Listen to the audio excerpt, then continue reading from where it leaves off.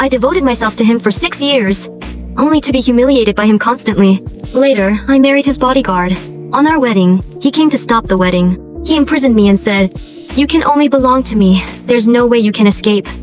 In the 6th year of my devotion to Leonardo, I married his bodyguard. My father slapped me across the face and told me to leave the house. My mother cried out in despair, saying our family was doomed. My brother looked at me with disappointment and said, "Even if Leonardo doesn't want you, you can't act like this. What can a bodyguard bring to the family? How can you do this to our parents?" I calmly dodged the vase thrown at me. "Since you think I'm unworthy to be the daughter of the Ambrose family, then I won't be one anymore. I'll return everything the Ambrose family has given me, including the expenses raised. I'll pay you back. Take care of yourselves." With that, I turned and left, pretending I couldn't hear my mother's hysterical curses behind me. Because I was a girl, my parents abandoned me to the countryside and left me to be raised by my grandfather. When I was 10, my grandfather died while saving Mr. Lawson. Mr. Lawson, grateful for his sacrifice, arranged a marriage contract between me and his grandson Leonardo. The marriage contract, earned with my grandfather's life, made the whole family ecstatic. My father climbed aboard the Lawson family ship. My mother had a proud family.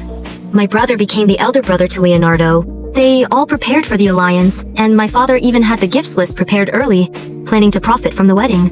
Until my 18th birthday, when the contract was supposed to be announced, Leonardo arrived in grand fashion with another woman, and his contempt was obvious in his speech. "A whole family of leeches. I'd be blind to marry a woman like her.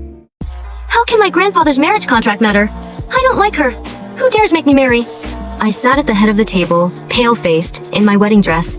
My mother pinched my arm and cursed me for being useless. From that day on, they began to force me to please Leonardo, even to the point of groveling. "Even if you can't be his main wife, at least cling to him, get yourself a position as a mistress."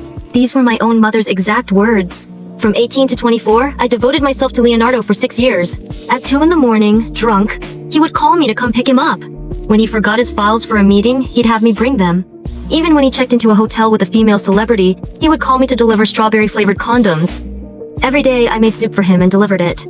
When the paparazzi caught it and posted it online, I became the most notorious simp on the internet.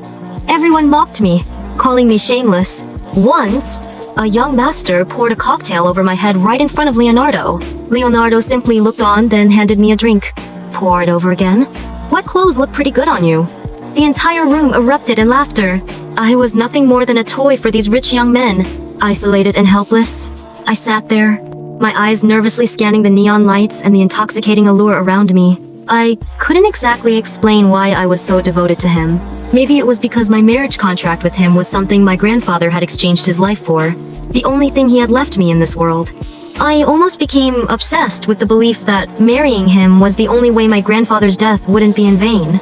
Until that day, when Leonardo leaned back against the bed, beckoning me with his finger and saying, "Anna, I'm preparing to get married. But as long as you're obedient, even if I get married, I'll still leave a place for you beside me." I couldn't quite hear the rest of what he said. All I remember is that he was getting married.